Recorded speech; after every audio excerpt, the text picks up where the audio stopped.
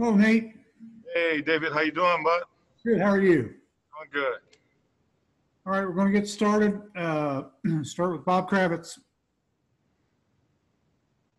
Unmuting. Hello, Nate. Hey, Bob, how you doing? I'm good, thank you. Do you have any updates on Domas? And if he can't come back for a certain period of time, how will you handle it on the court?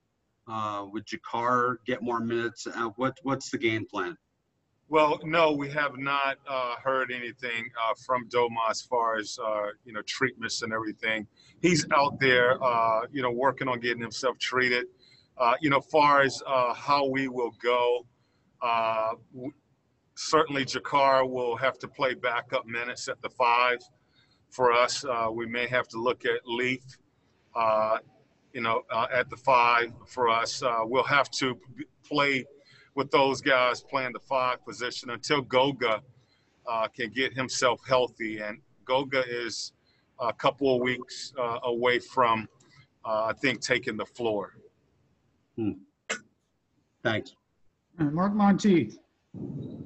Nate, how did you come out of yesterday's game? Any physical concerns at this point beyond what we already knew?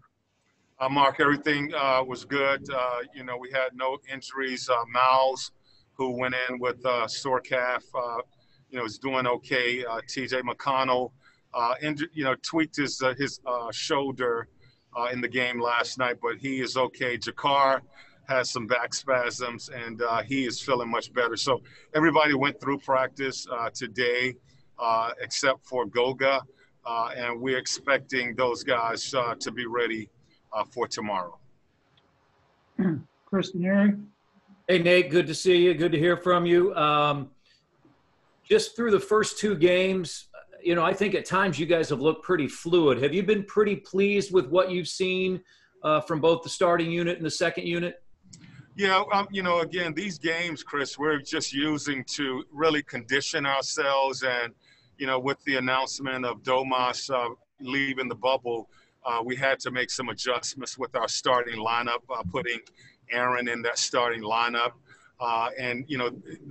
That is something we're going to have to adjust to. I like what I saw yesterday, the second, the third, and the fourth quarter. I thought we got off to a slow start in that first quarter. But those four guys, basically guards out there, Malcolm, Victor, Aaron, and Warren, got to learn to play with each other, give each other the proper spacing. I thought we had some really good ball movement. We played a little faster with that group, and they will continue to have to learn to adjust to each other, build that chemistry out there, with that starting group. Jeremiah Johnson. Hey, Nate, I remember Kevin Pritchard saying something, I think in August, that he had, given assignments, or you guys had the coaching staff looking at film of potential playoff opponents, because back then you didn't even know whether you would have the seeding games and whether you might jump right into the playoffs. Did your group really look at teams like the Heat and even the 76ers, with 76ers in mind playing them Saturday, and spend a lot of time during the quarantine watching film of them? Absolutely.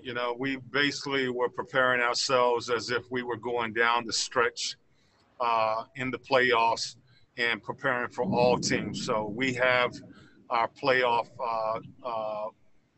information, that from our scouts and what we've put together on all of those teams, Miami, Philadelphia, Boston.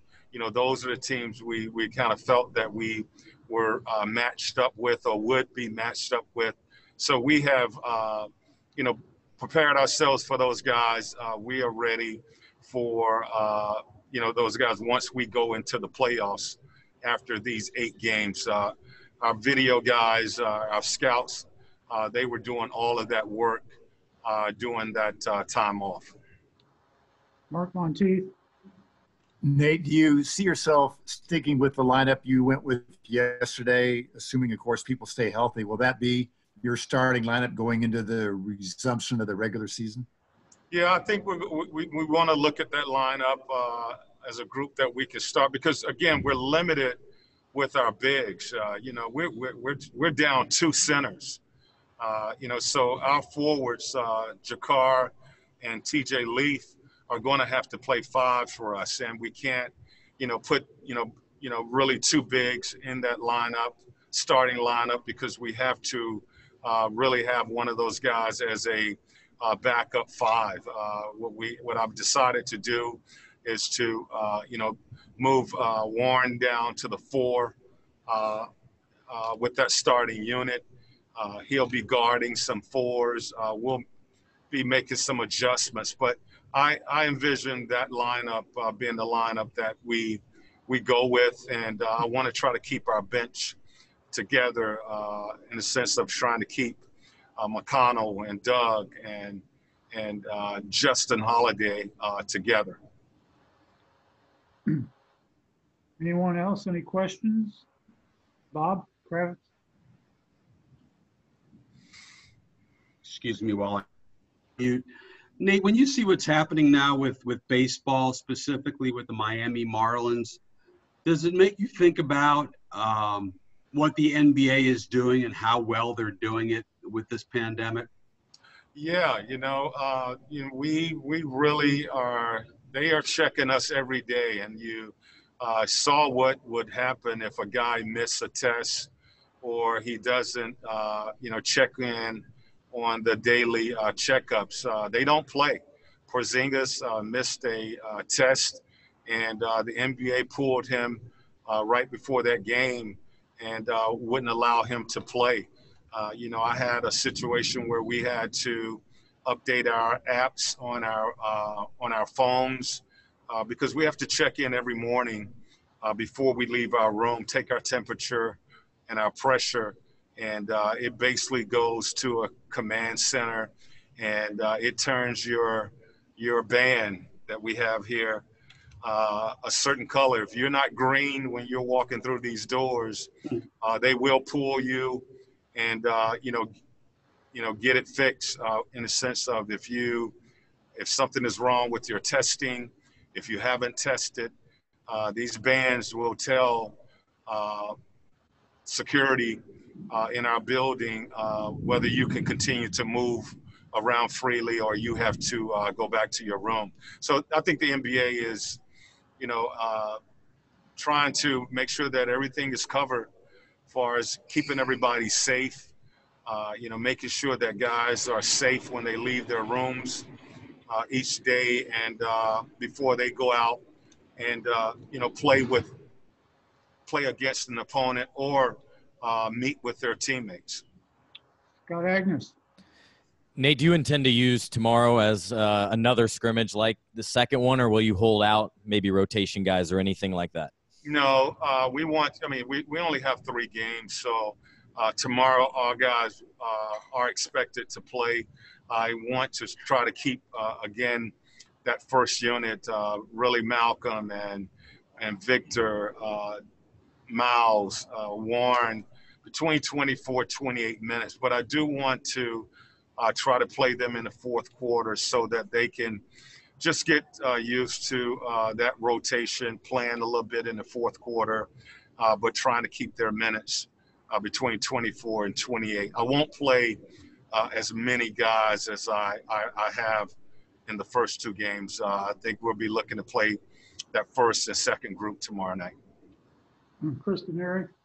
Yeah, Nate, we with Miles having to play the 5, one of the things he's talked about is he's been working on post moves. As you've seen him during this restart, it looked yesterday like, he had worked on a number of those. How pleased are you with where you see him in that regard? Well, that's been the strategy for us all season long. Teams in the NBA are switching a lot now. And whenever they switch, we want to try to take advantage. Our guys have to make that read.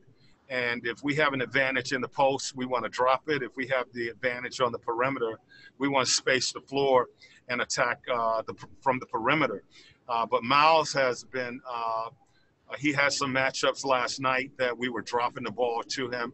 I think he's showing a lot more patience when he catches the ball on the block than he has, earlier in the season or even in the past. And he's been more patient, taking his time, and getting off a good look down there. So I like that. We have to take advantage of that when we have opportunities.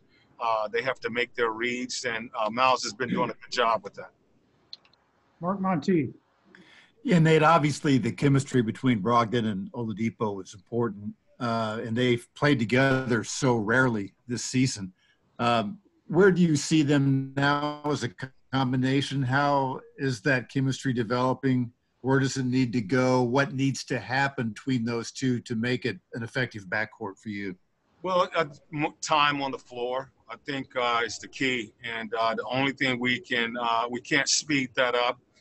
Only time on the floor playing together. That's why I wanted to get those guys together as soon as possible. You know, Malcolm started off with this virus and missed a lot of practice, and we weren't able to get those guys in practice together. So as soon as Malcolm was healthy enough that he was cleared, I wanted to get that starting unit. I think it's important not only that Malcolm and Victor build that chemistry, but they have to build that chemistry with Warren and Miles out on the floor. So it's not really two guys, it's five guys out there. I was hoping to certainly have that starting unit with Domas being out there and those guys learning to play off of each other. But only thing that's going to help that group is time being out on the floor. That's why we're going to play them again together tomorrow and try to get them another 24 to 28 minutes. Bob, go ahead. Yeah, Nate, is it your understanding that Domas will have to quarantine for like 14 days? Is that? He's going to have to quarantine for some days if he returns. I don't know the number. I think that is dependent on if he has been testing while he's out or before he returns. And, so I don't know the number of days that the NBA will stick on him, but he's definitely going to have to quarantine a number of days before returning, once he returns to the bubble and start to play. Real quick, what do you lose when you don't have Domas? Oh man, we just he's an all-star. He became an all-star this year, so we lose an all-star. We lose our best rebounder.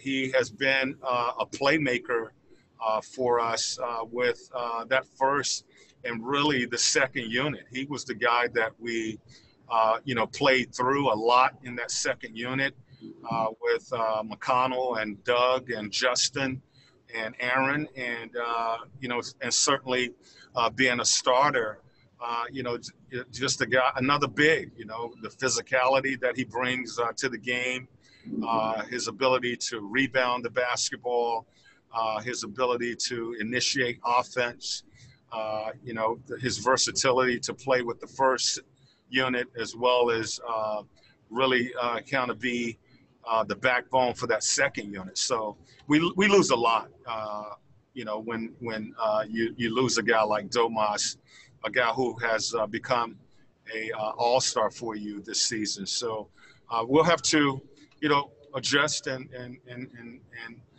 some other guys will have some opportunities, and we have to kind of create another style of playing without him being in the lineup.